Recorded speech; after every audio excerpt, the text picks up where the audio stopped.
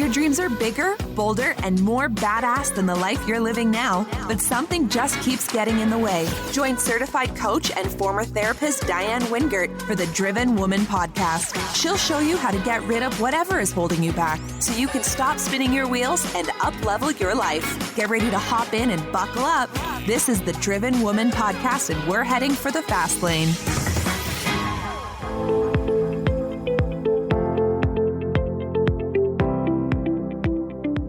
Hey, Driven Women. I am really eager to share my conversation with Jourdan with you today. Casey has a very interesting story about how she became an entrepreneur. She wanted to be a cop, went into the military to fund her college experience, got blown up in Iraq, came back with PTSD and brain damage that nobody even noticed for several years. It didn't stop her from getting a master's degree. It didn't stop her from counseling vets. But what it did show her was the 9-to-5, especially doing that kind of work, just not going to be sustainable for her. What also was not going to work for her was what she calls toxic entrepreneurship. What's that? You know, it's all over the internet and has been for years. Mostly dudes, mostly white dudes, posing in front of the rented mansion, the private jet, the Lamborghini with the perfect girl standing next to them, and urging you to enroll in their mastermind, their private coaching program, their VIP inner circle, where they will show you the secrets to 6 weeks to 6 figures. Many of us saw that and thought, but geez, is that what I've got to do to be an entrepreneur? I don't know. I'm not feeling it. Well, that's what Casey calls toxic entrepreneurship. And not only do we not have to do that, we don't have to do a 9-to-5 if that doesn't work for us anymore either. Casey is going to share with us a healthy, sustainable alternative, the kind of help that she offers to her coaching and consulting clients. So I'm really eager to share the conversation. You are going to learn a lot, and I think you're going to fall in love with Casey. But before I do, today's podcast praise is from Ashlee Braxton, who is a fellow life coach and host of the Happy Choice podcast, who says, "She's Wonder Woman. Diann just gets it. Her podcast always teaches you something and has you wanting more. Truly a Wonder Woman." Well, I don't think anybody's ever called me that before, but of course I love it. I'm blushing here. And for the rest of you, if I don't have your review yet, girl, what are you waiting for? There's a link in the show notes. It's almost too easy. Just do it. Okay, here's the interview. You're going to love it.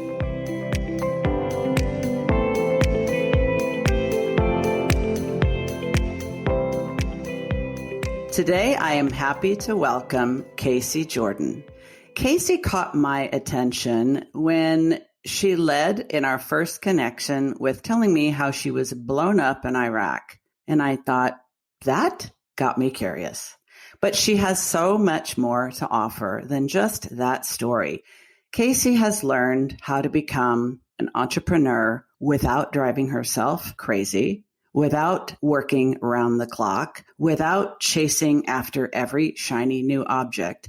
And she does so with the residual effects of brain damage acquired from that being blown up in Iraq experience. Some of the challenges that Casey lives with on a daily basis are similar to those of us with ADHD, the executive functioning challenges. And we'll get into some of that. But first, let me warmly welcome Casey Jourdan. And I'm going to tell you about her podcast a little bit later in the interview. Welcome. Yeah, thank you. So another thing that caught my eye about Casey is that she's doing entrepreneurship her way. And this is not just because of the residual effects of the impact to her brain as well as some PTSD, but because of her feelings about how entrepreneurship is being promoted on the internet in particular, something she calls toxic entrepreneurship. Will you tell us more about that? That's a fascinating term. Absolutely. When I first started in online entrepreneurship, I kept running up against this wall where I felt like I was missing a giant piece of information. And through the years, I kind of started working around this information, and I realized there's so many tactics that are considered standard practice that are actually kind of gross when you really start to pull them apart and think about them. And like in the short history of the internet, the big voices came in, they took over, and they kind of created the standards. And I think it's time to change that because a lot of it's not healthy to the entrepreneur or our clients. So what are we talking about specifically? I have some ideas like the bro marketing that some people are talking about, but what would you say specifically if somebody's completely unfamiliar with either the term bro marketing or toxic entrepreneurship? What are these women talking about? Can you give us some of the key variables or the key ways of knowing, oh, that's it? Absolutely. So there's kind of four big categories that I see things fall under. There's a culture and mindset. This is things like toxic productivity, toxic positivity, the hustle culture that just like everything's upbeat and you got to work 24/7 to make it successful. There's a lack of actual teaching. So if you start really following these people, they keep dangling this carrot in front of your face of like, well, if you just pay me another $2,000, I'll tell you the secret to getting rich. Well, if you just pay me another $5,000, I'll let you into my inner circle and that'll make you rich. But they never actually teach you anything substantial, even if you give them the $2,000 and take the course. There's a whole thing of optics around kind of an obsession with money. Just because somebody makes 6 or 7 figures doesn't mean they're rich. They might actually still be broke. They might not be paying themselves even. The aesthetic, the rags to riches stories, overnight success, like all of these are just a facade in entrepreneurship. There's always a story behind all of those things that they're not telling because they just want the shiny objects, the shiny optics. And then like the last big category within the toxic entrepreneurship comes around sales tactics. This is that bro marketing where they're using psychological hacks they're basically taking advantage of how our brains are hardwired to either guilt us, shame us, or like trip us into buying from them. Well, I'm just thinking as you're talking about this, Casey, some of the things that I remember when I first started paying attention to the way marketing was done online. When I first started shifting from having a psychotherapy practice where I worked with people face to face to pivoting into coaching, initially face to face and then eventually online. And first of all, the first thing I noticed was it was all dudes, mostly white dudes, mostly young white dudes who all look like they lived in Southern California. And I happen to know many of them do. And they would be posing in front of their Lamborghini or posing in front of their private jet or posing with their impossibly beautiful, perfect girlfriend, wife. And the things that I kept seeing over and over and over were 6 figures, 6K, 6 weeks to 6K, 6 months to 6K.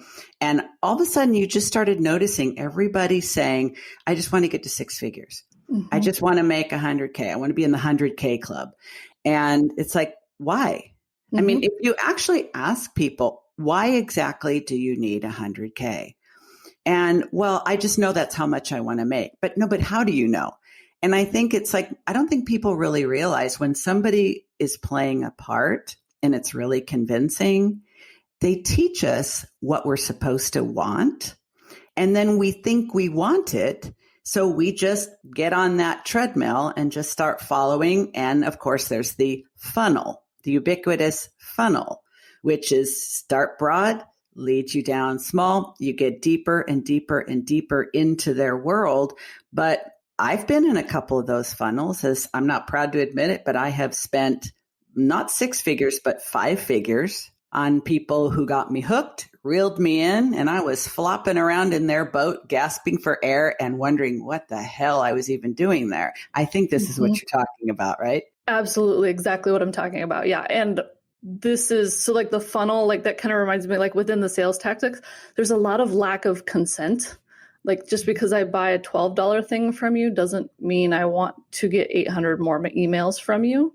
And you can get into a whole, I'm actually in a course right now where we're discussing the patriarchy and the racism and the political side of like where these tactics come from. And there's a reason the middle-aged white men are the ones you see at the face of a lot of this stuff. I think a lot of my listeners would be very interested in that course. If you want to tell me about it later, I'll include it in the show notes. I know I personally would be. And I think women may be more affected by this showmanship than men, because I think women are culturally conditioned to believe we are less than. So we are often very susceptible to sales tactics that promise to show us the way. I've had many clients say, just tell me what to do and I'll do it. I'm like, oh, that is so dangerous. Yeah. Like, I'm ethical. I work with integrity. I'm not going to lead somebody the wrong way, but I do not want to take control of another being's life. And I think that willingness to sort of give up control and say, just tell me what to do, that's kind of scary. Absolutely. And I think too, another thing that like, as women, we're so conditioned that, so there's a lot of research, they'll post a job opening and a man will look at it and be like, I've got 1 of 8 qualifications. Absolutely, I'll apply. I know I'm going to get it. And a woman will look at it. She's like, I have 8 of 8 qualifications, but I'm not really great at one of them. So I'm not going to apply. I think they play to that a lot. So if a man's making, I don't know, $90,000, he's going to round it up. And in his brain, he's making $100K and he's doing great, to kind of oversimplify, use that example. But if a woman's making $90,000, she's going to beat herself up because she hasn't hit this arbitrary threshold that's been put out there for us. And so it really makes us more susceptible to, that, like, this is what you're supposed to be doing. This is what we've set as the industry standard. Like, now we have to get there. Well, and I think also in the coaching industry, if you will, it's still uncertified. I mean, there are people who create, there's all kinds of certifications out there, but you and I both know they're essentially made up and propagated on people who buy into the notion that, well, I don't feel qualified. So I think I need, it used to be people thought they needed a degree and they needed another degree. And that once they got that degree or that next degree or that higher degree, they would then feel confident. And there is absolutely no correlation whatsoever. There are people who have an abundance of confidence with no credentials at all. And then there are people who have multiple master's degrees, PhDs, who still feel insecure.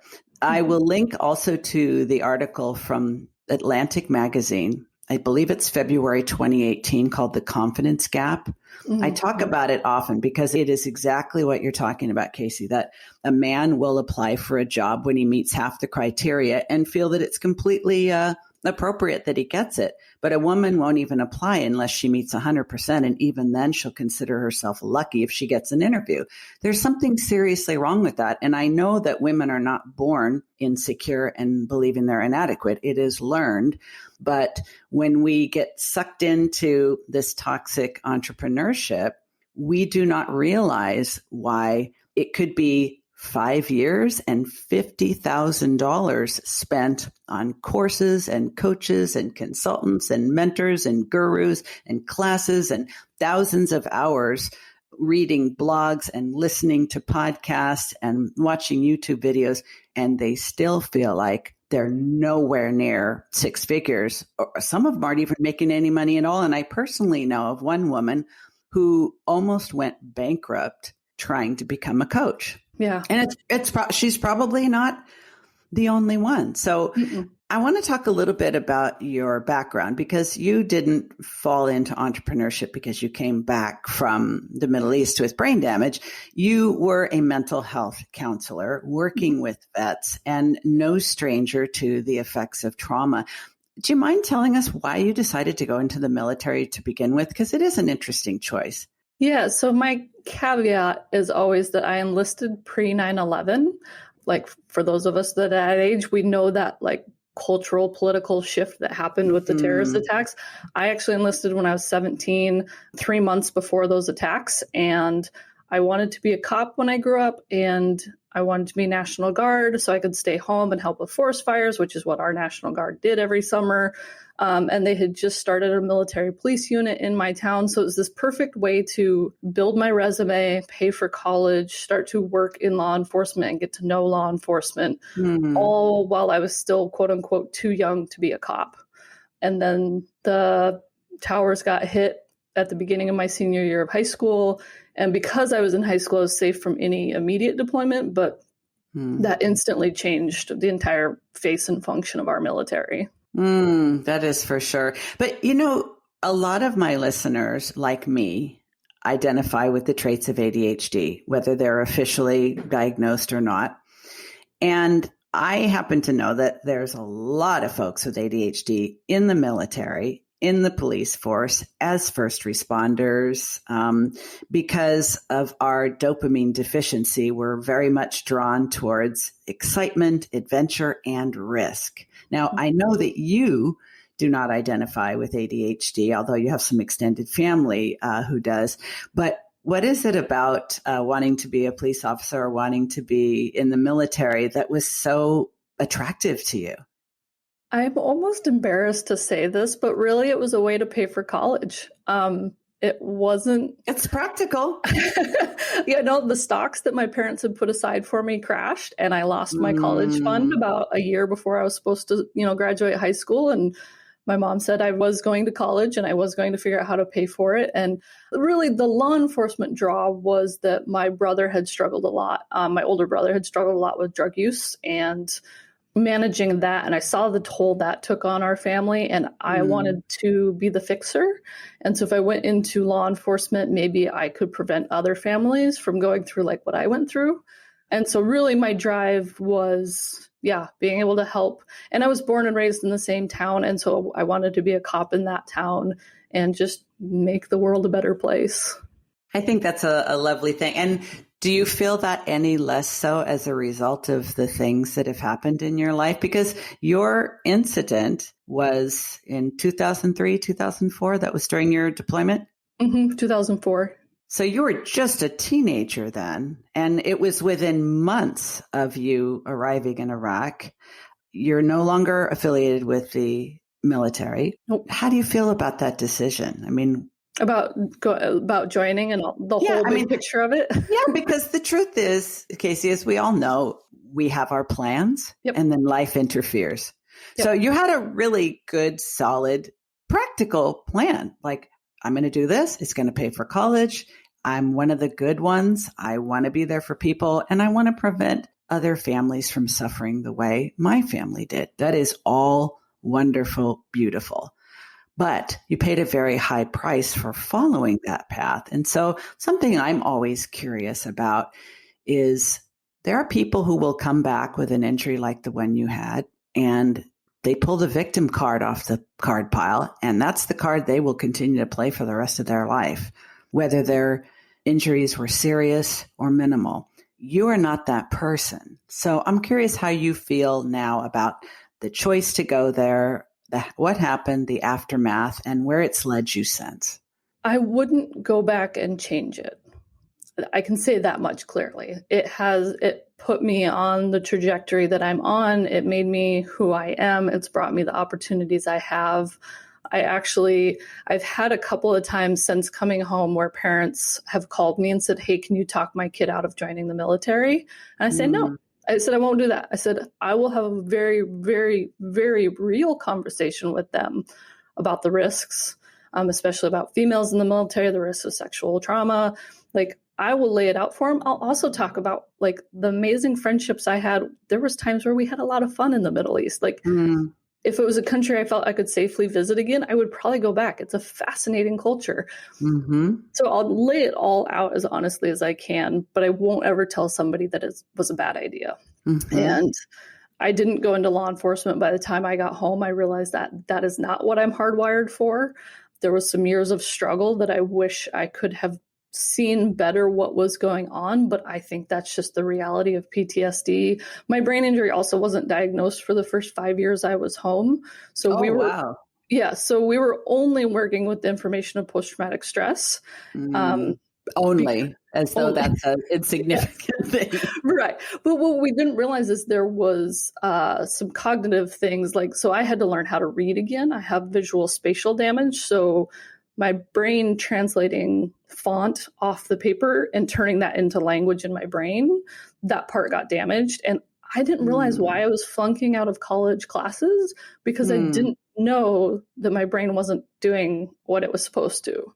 And so, if I had had that diagnosis sooner and some more support from my unit, I think things could have gone smoother. But ultimately, it put me on the path of pursuing my master's degree, working in mental health, of connections there, helping tie me back to that passion of helping make life better for other people. Along that path, I can also connect all the dots of like how I met my husband. And there's no way I would have met him if I wasn't dumped down the road I got dumped down. And so I can see the whole spider web, and I don't know that I would change any piece of it because I'm at a point where I love what I do and I'm so proud of who I've become out of it. I love that. And, I think the kind of person who would sign up for the military or police service for that matter, there has to be some comfort with risk-taking, uncertainty, being thrown into situations that in spite of all of the preparation and training you get, shit's going to happen that is unexpected and you're frankly not prepared for. So I think that desire and that willingness and that ability to just stop, drop, and roll is very much in the nature of every entrepreneur I know. Like, I mean, there are a lot of people who would say, you've got to be crazy to be an entrepreneur.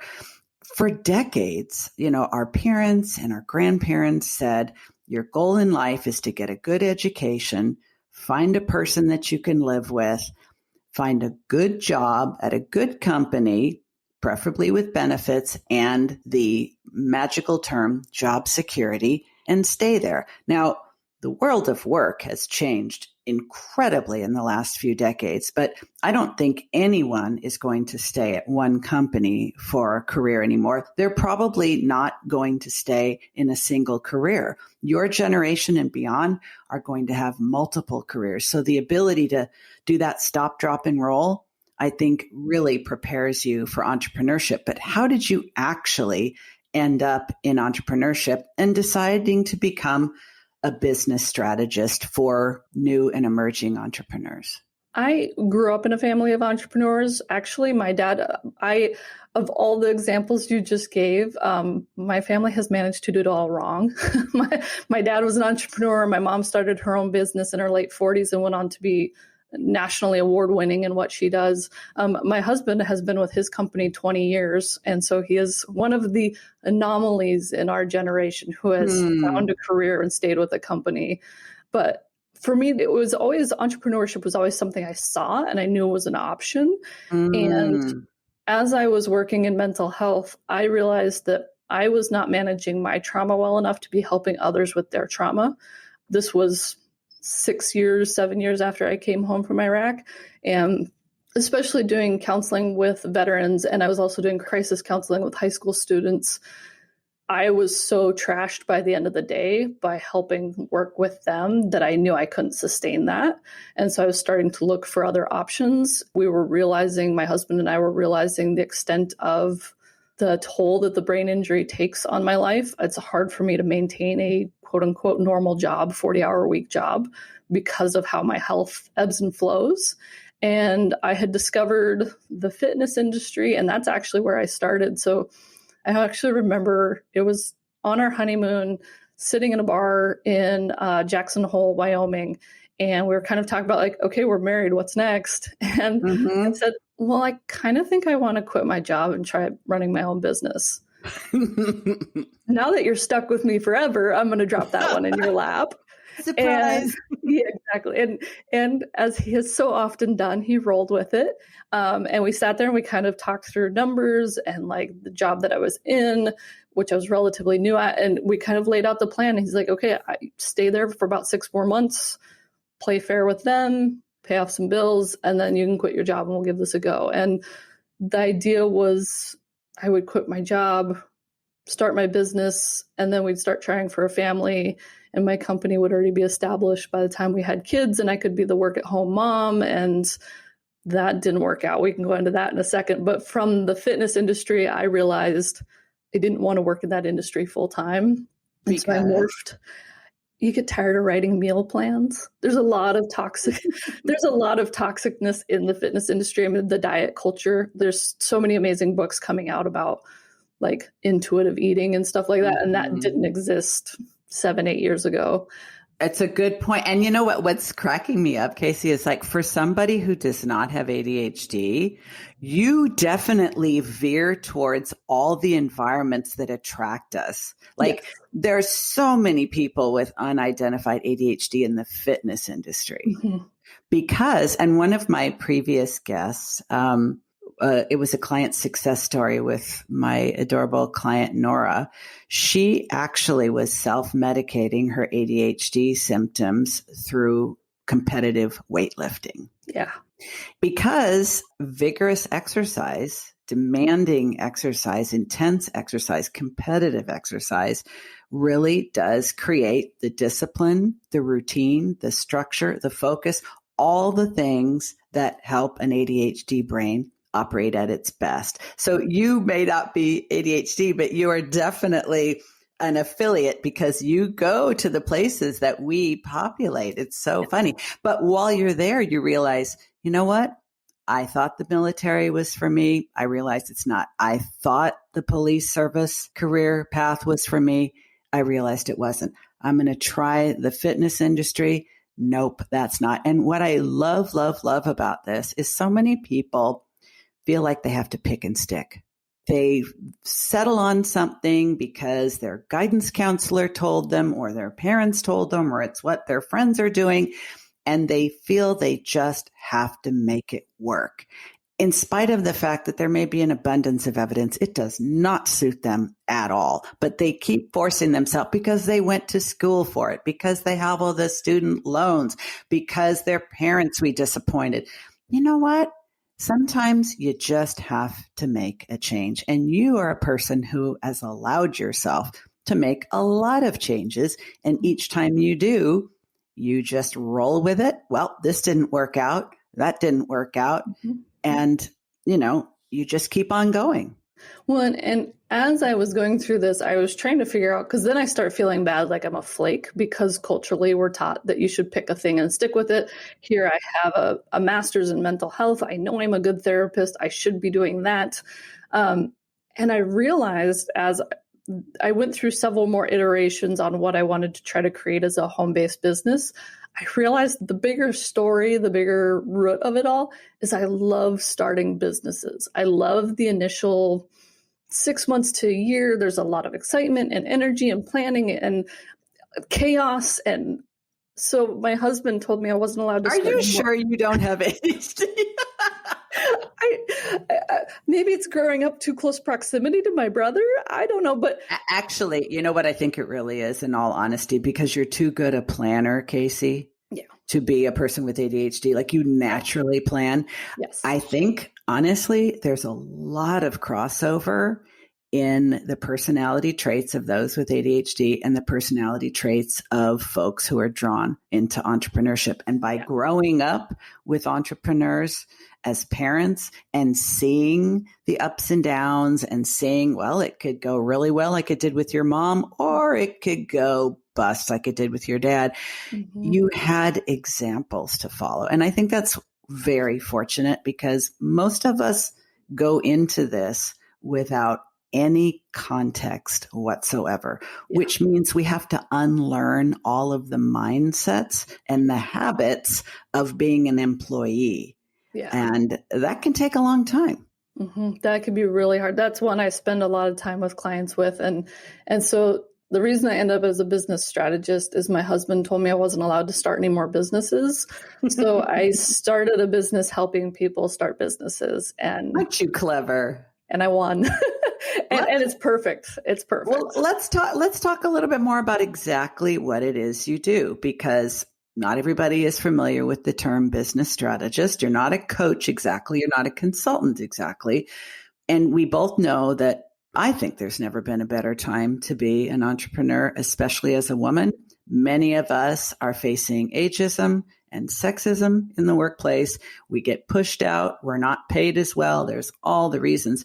But now, thanks to the internet, if you know anything at all and you enjoy sharing that knowledge with others, you have an opportunity to make something. It may be a side hustle or it may become an empire. But I think it's a wonderful time to be a female entrepreneur. And I would imagine a lot of your clients are probably women. So tell me exactly who you help, who are your favorite kind of clients and how you help them? Yeah. So I mostly work with women. I refer to them as early stage entrepreneurs. Some of them know they want or need to start their own thing, but they don't know what it is yet. Some of them have started and now are kind of banging their head against the desk because they're not sure what's next. It's a very overwhelming thing to dive into alone. Mm-hmm. And so I help them either how to package or how to monetize what it is they love. We figure out where their audience is, how to speak with their audience, how to get seen by their audience, and how to start getting paid. And so I only work one-on-one with my clients now so that I can meet them very specifically where they're at and go the pace. I have a client, one of my most recent clients, she wants to turn this into a full-time thing, but it's currently the side hustle.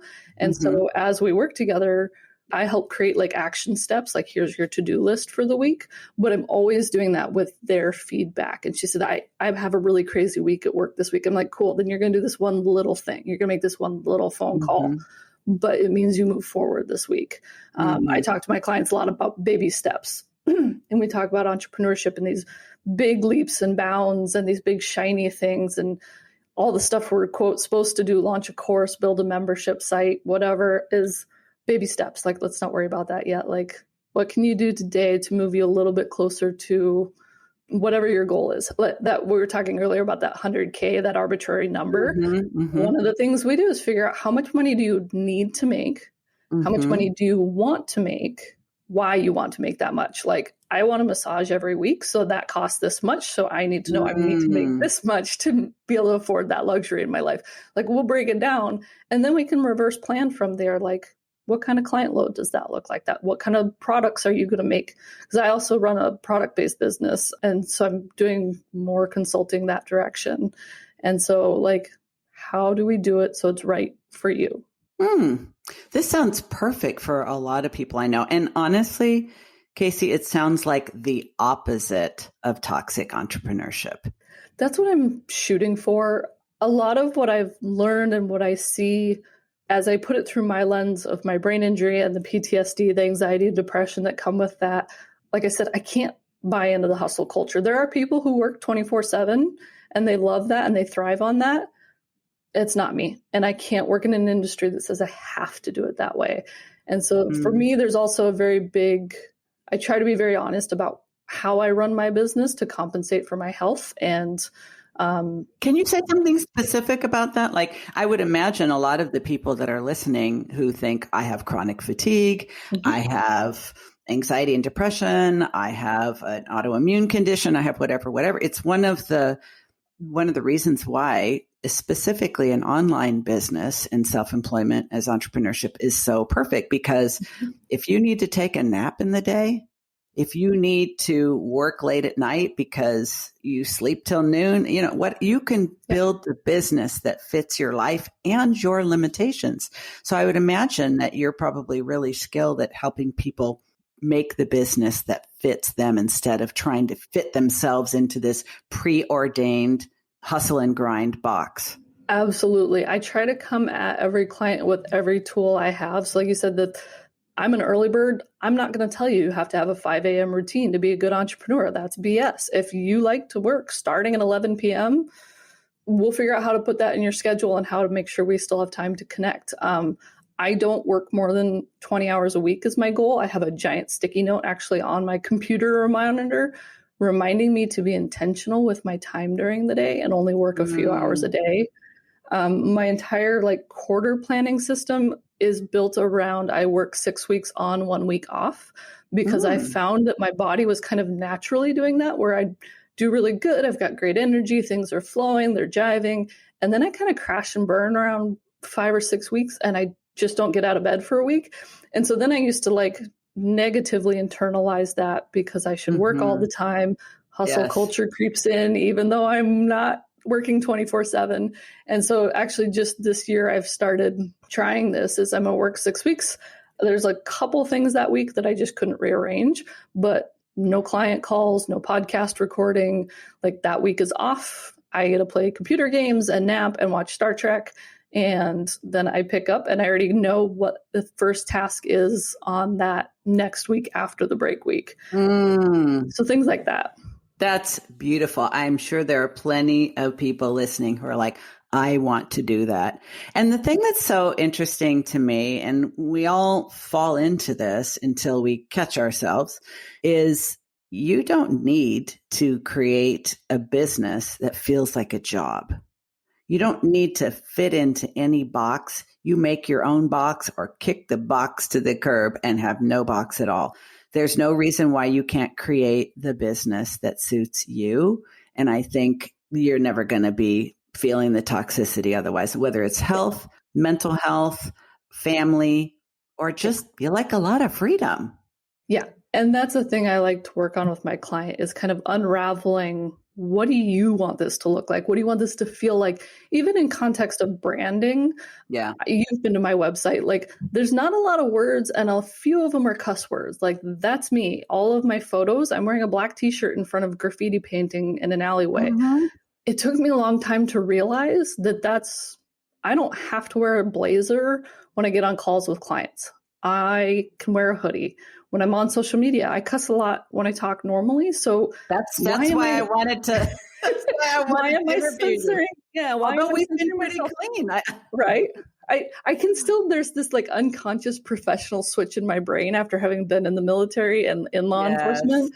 But like, I realized what I was portraying on my website didn't match who I was when I got on a call with a client, and it was very jarring. A little bit of a disconnect. Yeah. And so I went back and rebranded and said, who am I and what do I want? And that is where the rougher edge, the graffiti, I don't explain things with more words than I need to. I think my whole website has like 800 words on it. Like, it's very ADHD friendly. You absolutely need to check Casey Jourdan out. And before we go, I definitely want them to know about your podcast, Steady She Grows. It is delightful. It is absolutely perfect for the aspiring and emerging entrepreneur. It's raw. It's real. She uses all the same colorful words that I do. And I love the show art too, because it definitely highlights your badassery. So I am thrilled to have you here today and to introduce you to my listeners. All of the links to your website, your podcast, your socials, and everything else we've talked about today will be in the show notes. You got to follow this girl. She's got it going on. Thanks, Casey. Thank you so much. Thank you.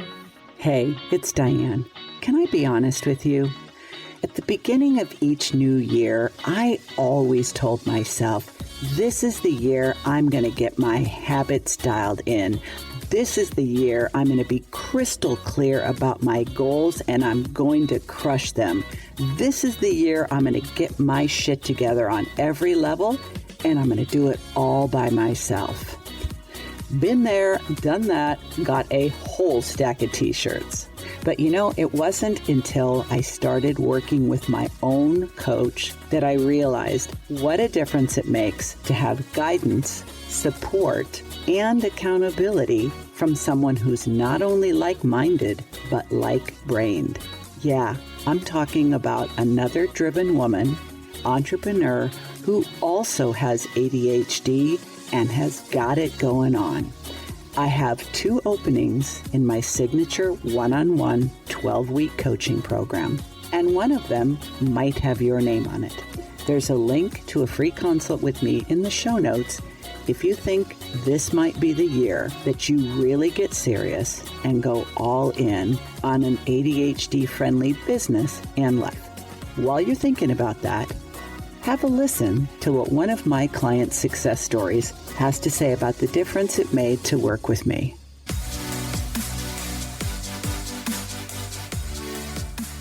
So I remember when we talked about what you introduced as habit stacking, so pairing your habits, and when you did initially bring that up, my initial reaction was like, ugh, like that sounds awful. Like, I don't want to do that. But that was like one of the first things that one of the first shifts that our work together had changed. And that is something that I'm grateful for every day. So the first thing I do in the morning is I go pee. And so what your advice was, take your medication, right after, have your glass of water there in the bathroom. And so that's sort of my daily routine. It's going to the bathroom, taking my medication, contacts, coffee. Yeah, and it's great because it just cuts out any chance of forgetting, which then would lead to kind of lollygagging around and then like, oh, wait, have I taken it? I should take it. Wait, but this one other thing. And so that really starts off the day so consistently and well. So that is the first thing. And then with regards to the rest of my morning routine, my best friend and I, we live together and we exercise in the morning now. So we've been doing that for the past 4 months, like at least 4 days a week. And so we do beach body, and it's just really fun because we do have the accountability of there's going to be someone waiting for you. So your butt better be up.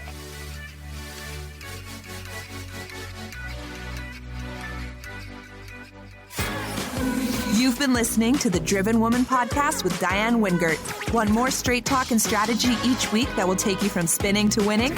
Don't forget to hit subscribe in your podcast player so you won't miss a single episode. Then head on over to the Driven Woman free and private Facebook group community. See you there.